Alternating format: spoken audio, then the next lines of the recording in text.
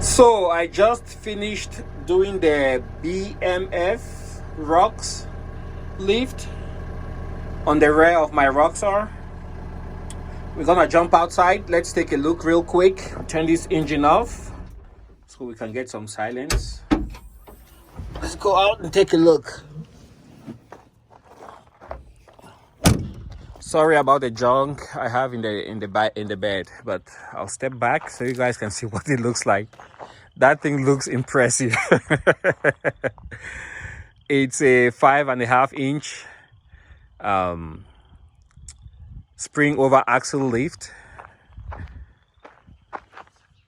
So I just finished doing the rear. It's just to give you an idea of what it looks like. For a guy with the right tools and who knows exactly what they are doing, and on a hard surface, not dirt, concrete or cement, that would take you even less time. Maybe I would say 2 hours tops for the rear with the right tools. Again, couple of jacks and really tall jack stands. That thing is it looks crazy, but that's what I ended up with, and those are the stock wheels, as you can see. Yeah, this thing will be insane. So that's the finished product, and I probably is still sitting so high because I'm also he says you can use the stock shackles, but I have the Max Anthony lift shackles. These ones are taller, so maybe that makes it sit a little bit taller. I'm not sure.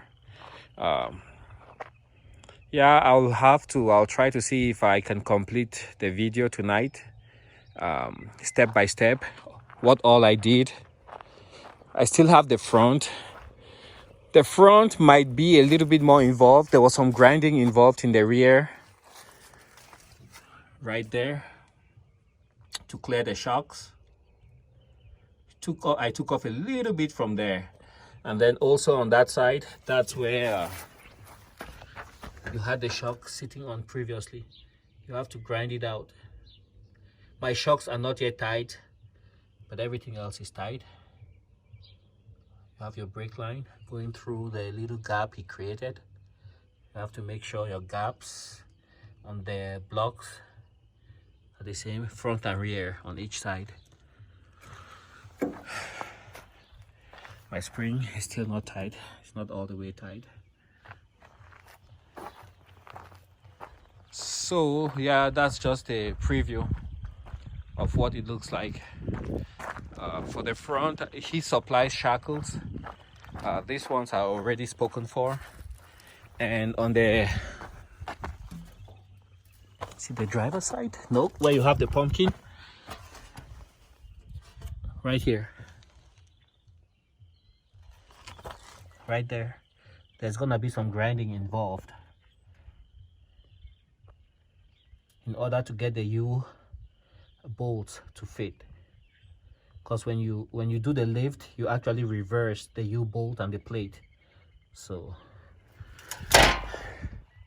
that grinding will have to be done on vehicle. Sorry, the Roxor is quite dirty right now. Needs to be cleaned. As you can see, it's been dusty out here. But I'm really impressed, and I'm quite happy with the lift.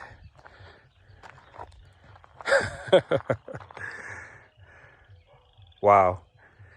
All right, guys, thanks for watching, and hopefully I should be able to put together the step-by-step video tonight.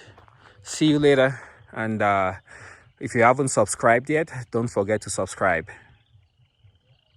Bye.